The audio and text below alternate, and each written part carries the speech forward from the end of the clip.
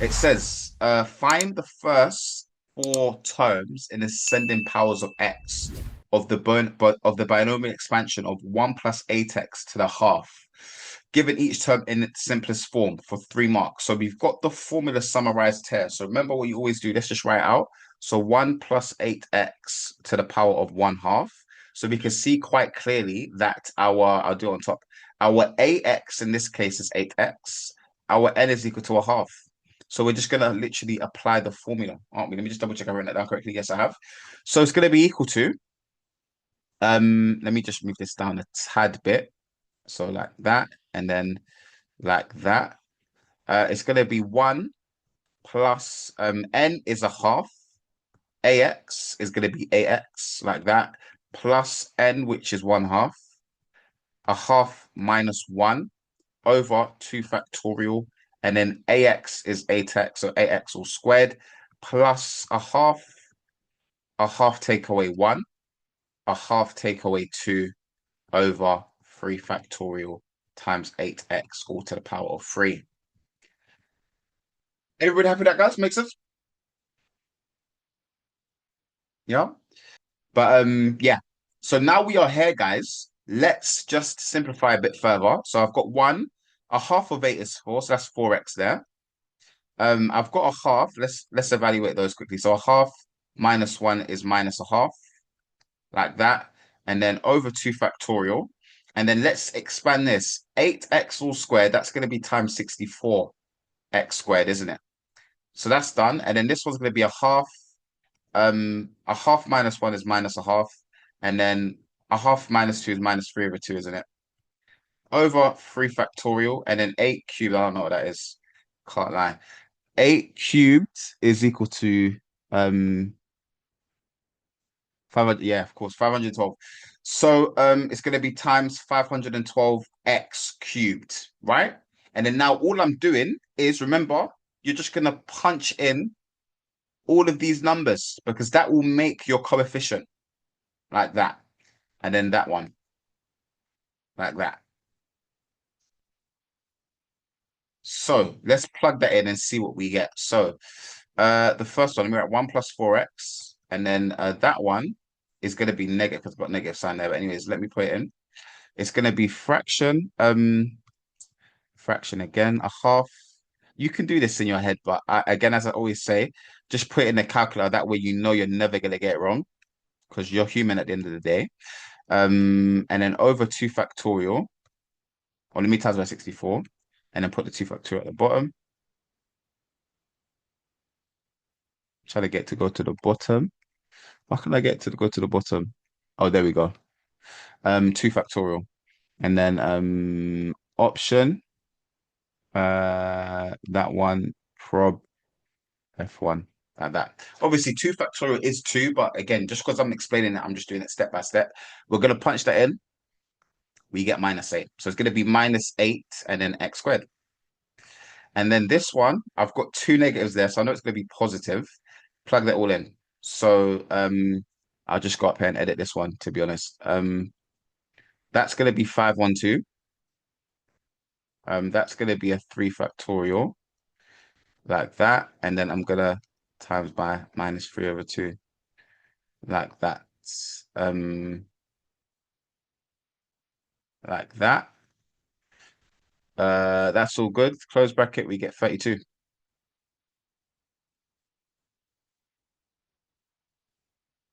And that is the first four terms, or up to, yeah, first four terms, up to x cubed. So we get that for part A. Anybody get that correct?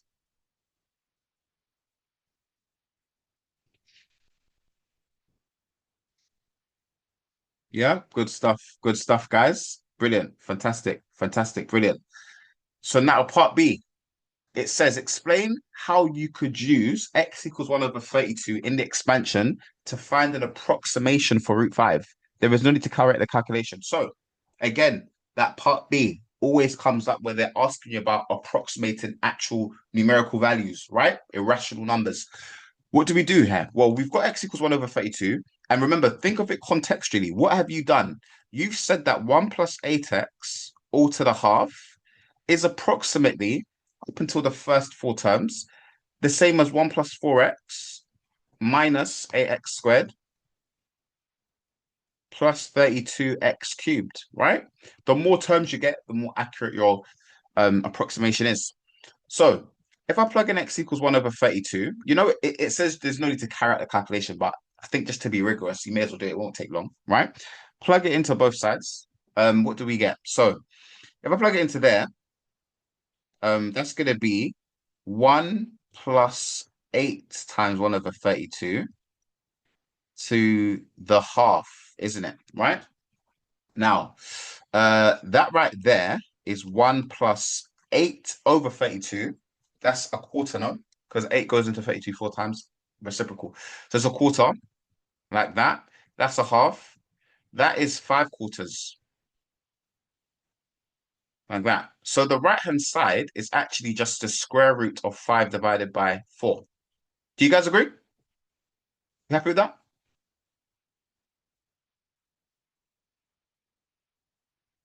Yeah? So let's put that there. So we've got the square root of 5 quarters on the left. We'll say this is approximately equal to, we're going to plug in 1 over 32 to the right-hand side. So I'll do it here, just so it's clear. So I'm going to do it here. So 1 plus 4 over 32. 1 plus 4 times 1 over 32, sorry. Minus 8 lots of 1 over 32 all squared. Plus 32 lots of 1 over 32 all cubed. So let me plug it into the calculator and see what I get there. So that's going to be 1 plus 4 times 1 over 32, like that. Minus 8, 1 over 32, like that. All squared. Is that all good so far? Yep. Yep. Plus 32. 1 over 32. Sorry, and put the plus to there. Plus 32, and then 1 over 32. All cubed. Like that. So let's just see what we get. So 1, 4, that's fine. That looks fine to me. Yeah, that's good. That equals 1145 over 1024. So 1145 over 1024. Now, they said, or what we can do actually, what's SD? SD is 1.1181. Let's plug that in. Let's plug in the square root of 5 quarters and then SD it. Very, very close, right? Up until the first three decimal places is the same, right? So we know that we're on the right track.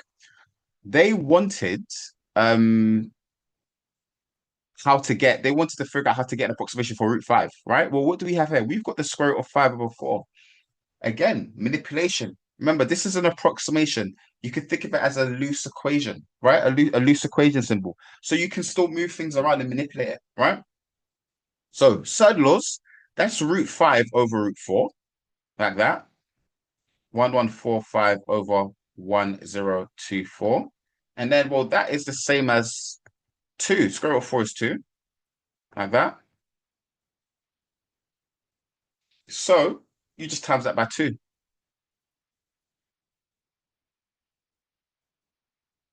So 2, 4, right? Does that make sense, guys? And that's going to be 1145 over, what's half of 1,000? 500, half of 24 is 12. 5 12. Yeah. So again, it's always fun to just check it, right? Well, what is root 5? The square root of 5 is shift to root 5. That is equal to SD 2.236060, blah, blah, blah. What is 1145 divided by 512? Can you see? It's very, very close again, right? Up until the third decimal place, it's the same, right? So you don't need to do all of this, but it's just always good to see what you're doing. So it says explain how you could use x over 1 over 32 in expansion to find approximation of root 5. You would just plug in 1 over 32, right? To the right-hand side and then multiply by 2. So essentially what they want you to write, let's see what they put in the mark scheme actually. Yeah, it explains that substitutes x equals 1 over 32 into 1 plus 8x and a half to give root 5 over 2. So you've got to do that actually. You've got in your mark scheme, you've got to actually plug it in so you get the left-hand side. And then for the second mark, you don't have to do what I did. it says explain it, right? Explains that x over 1 over 32, substitute into that, and then you times it by 2, right? And we can see why you do that there. Yeah? Does that make sense, guys? We happy with that? Yeah? Quick question, quick extension question before I let you go, right? We want to approximate root 5.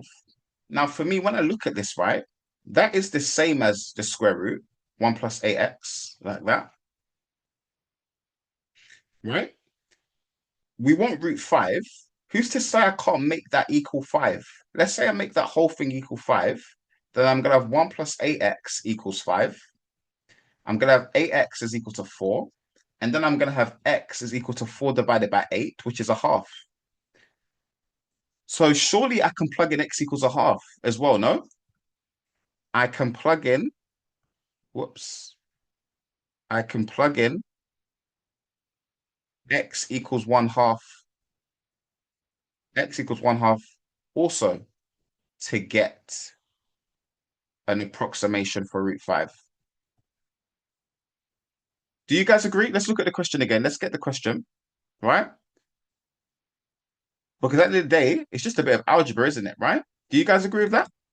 Having a look at what we've done? Would that be okay? Would that be valid? What do you guys think?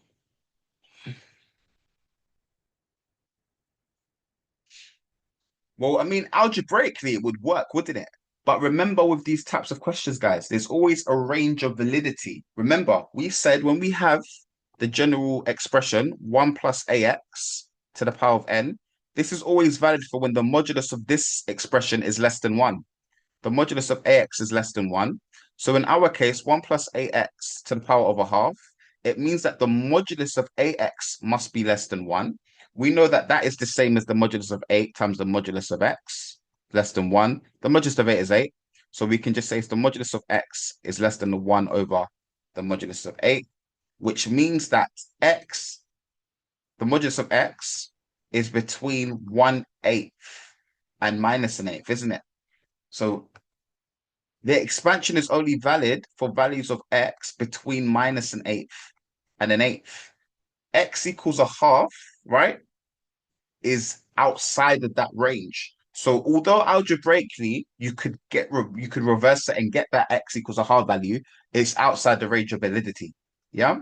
So you could say x equals a half is outside the range of validity.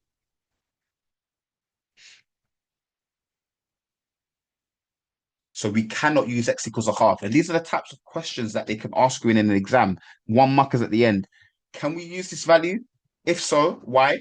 If we can't, why not? And it all just ties into your values of x that are valid for your expansion. So you always just have to remember this. And what I would always recommend, right, whenever you're doing these types of questions, when you get part A, if they don't ask you for the range of validity, just do it yourself quickly, just in case it may have something to do with part B. Yeah? Happy with that, guys? Does that make sense? Mhm.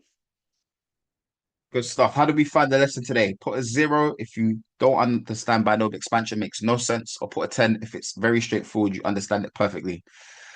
Tens across the board. Fantastic. Brilliant. Brilliant. Good stuff. Cool. Cool.